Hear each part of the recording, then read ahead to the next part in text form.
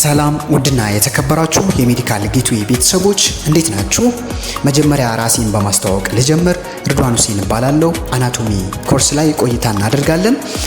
ወደ አናቶሚ ከመግባቴ በፊት መጀመሪያ ጤና ስትገቡ ወይም ሜዲሲን ስትገቡ ምን አይነት ሰብጀክቶች ሊያጋጥሟችሁ ይችላሉ ኦር የምትማሯቸው ኮርሶች ምንድን ናቸው የሚለውን ትንሽ ከኮርሶቹ ጋር ላስተዋውቃችሁ።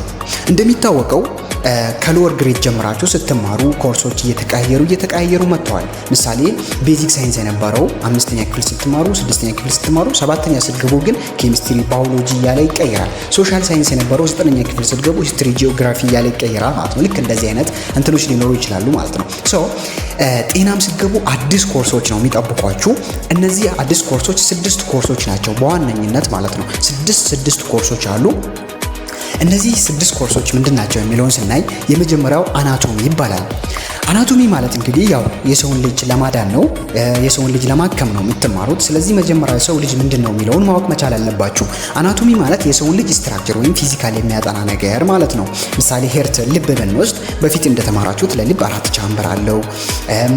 ልብ የሚባለው ነገር ኦርታ የሚባል የደም ስራ ለሚወጣ፣ ኢንፌሪየር ቬና ካቫ፣ ሱፔሪየር ቬና ካቫ የሚባል ደግሞ ወደ ልብ የሚገባ ስትራክቸር አለ ብላችሁ ተምራችኋል። እጃችሁን ራሱ ብትወስዱ እጃችሁ ላይ አጥንቶች አሉ፣ ቆዳ አለ፣ ጡንቻ አለ እና መሳሰል ነገራቶች አሉ አይደል? ይሄንን ነገር ያጠናል ማለት ነው። ይሄ አናቶሚ ይሄንን ካጠና ሌላ ደግሞ ፊዚዮሎጂ የሚባል ሰብጀክት አለ። ፊዚዮሎጂ የሚባለው ሰብጀክት ደግሞ አሁን ያያችሁትን ስትራክቸር ፈንክሽኑን የሚያጠና ማለት ነው። ጥቅሙን የሚያጠና እጅ ምንድነው ጥቅሙ፣ ምሳሌ ብሮድሊ የምናውቀው ማለት በብሮድ ደረጃ እጅ ምንድነው የሚለውን ሊያጠና ይችላል። ኦር ደግሞ ልባችንን ብንወስድ የልብ ጥቅም ምንድነው? የልብ ጥቅም እንደምናውቀው ምንድነው?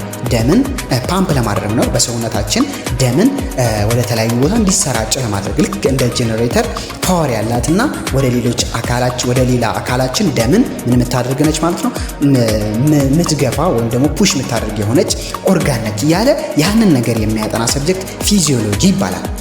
ሌላኛው ሰብጀክት ወይም ሌላኛው ኮርስ ጤና ውስጥ ስትገቡ የሚጠብቃችሁ ባዮኬሚስትሪ ይባላል። ባዮኬሚስትሪ የሚባለው ኮርስ ስለምንድን ነው የሚያጠናው ካላችሁ በሴል ደረጃ የሚደረገውን ነገር ያጠናል። ማለትም ፕሮሰስ፣ ምሳሌ ይሄ ነገር እንዲገባችሁ ባጭሩ ፎቶሲንቴሲስ ተምራችኋል መቼም አይደል? ፎቶሲንቴሲስ ምሳሌ ምንድነው? ካርቦን ዳይኦክሳይድ ፕላስ ወተር አንድ ላይ ምናምን እንትን ብሎ ምንድነው የሚሰጠው? ይሄን ግሉኮስ ምናምን እያላችሁ አይ ቲንክ የተማራችሁት ነገር አለ።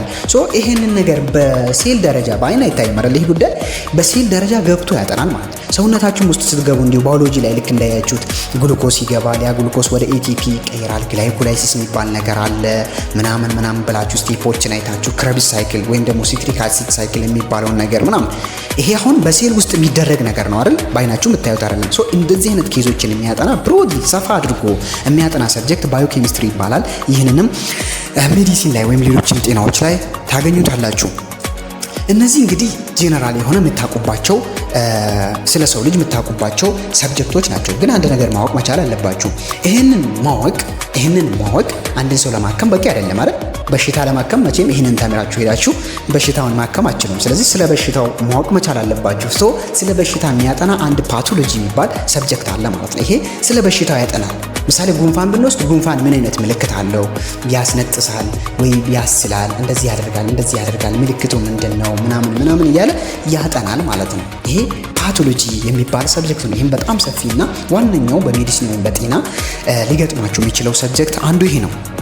ሌላ እንደሚታወቀው በሽታን ኮዝ ከሚሆኑ ወይም የበሽታ ምክንያት ከሚሆኑ ነገራቶች ማይክሮ ኦርጋኒዝሞች ናቸው። ይህን እናውቃለን አይደል?